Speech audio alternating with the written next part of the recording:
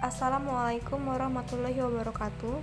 Perkenalkan, nama saya Adita Zahra Alintia Putri, NIM 100112821260093, kelas IKMB, mata kuliah Biostatistik Deskriptif dan Inferensial, dengan dosen pengampu Ibu Amrina Rasyada, SKM MPH.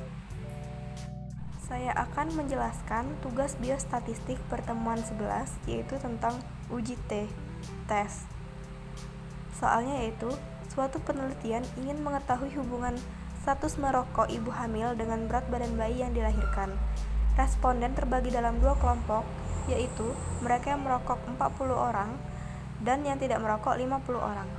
Hasil penelitian menunjukkan bahwa mereka yang telah merokok melahirkan bayi dengan rata-rata 2,9 kg dengan standar deviasi 0,1 kg, sedangkan mereka yang tidak merokok melahirkan bayi dengan rata-rata 3,2 kg dengan standar deviasi 0,1 kg. Ditanya, ujilah apakah ibu yang merokok akan melahirkan berat badan bayi yang lebih rendah dibandingkan ibu yang tidak merokok, dengan alfa 5%. Baiklah, sebelumnya kita harus uji hipotesis. Hipotesis adalah pernyataan awal yang harus diuji kebenarannya. Hipotesis terbagi menjadi dua, yaitu H0 dan HA atau H alternatif.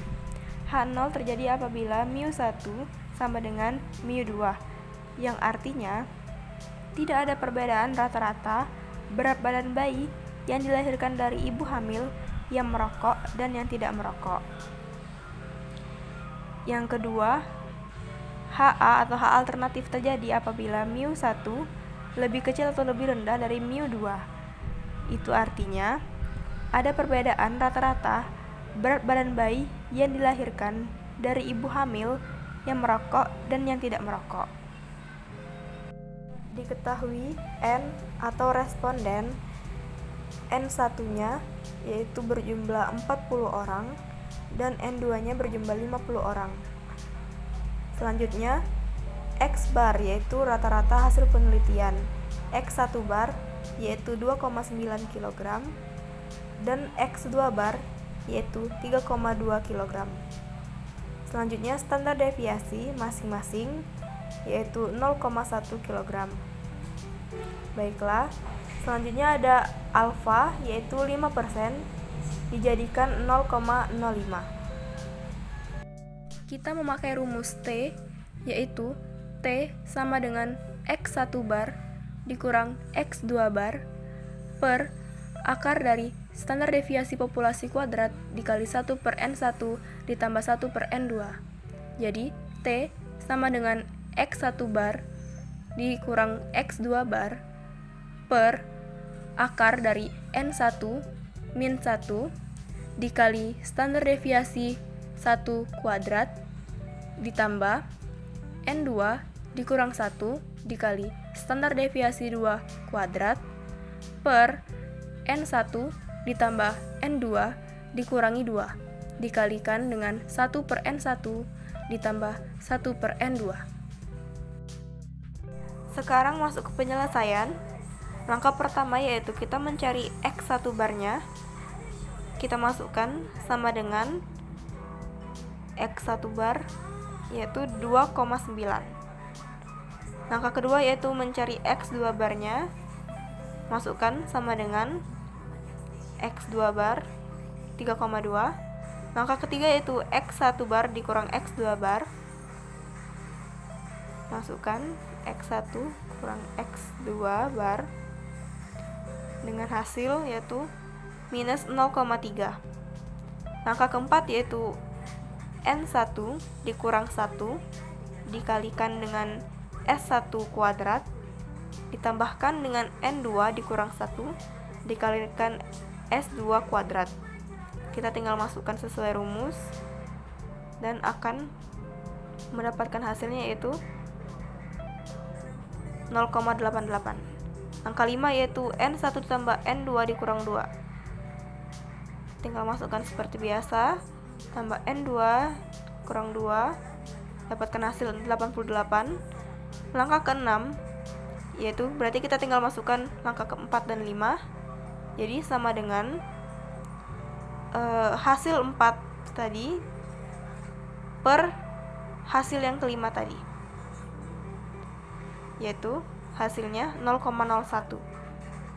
Langkah ketujuh yaitu 1 per N1 ditambah 1 per N2. Masukkan sama dengan 1 per N1, tambahkan, kita tinggal masukkan rumusnya tadi, 1 per N2, hasilnya yaitu 0,045. Langkah ke-8 ya kita tinggal masukkan langkah ke-6 dan ke-7, yaitu sama dengan langkah ke-6 tadi, hasilnya 0,01 dikalikan dengan langkah ke-7 tadi, hasilnya 0,00045. Dan langkah ke-9 itu tinggal akarkan saja yang ke-8 tadi. Jadi kita masukkan sama dengan SQRT, dan langkah ke-itu hasilnya 0,021213203. Baiklah, langsung saja T hitung tadi kita sesuaikan dengan rumusnya tadi, yaitu seperti tadi, dan kita masukkan saja. Berarti sama dengan langkah ketiga tadi diperkan saja dengan langkah ke-9, maka akan mendapatkan hasil T hitungnya.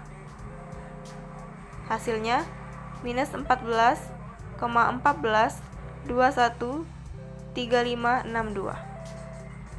Setelah didapatkan T hitung, sekarang kita cari T tabelnya.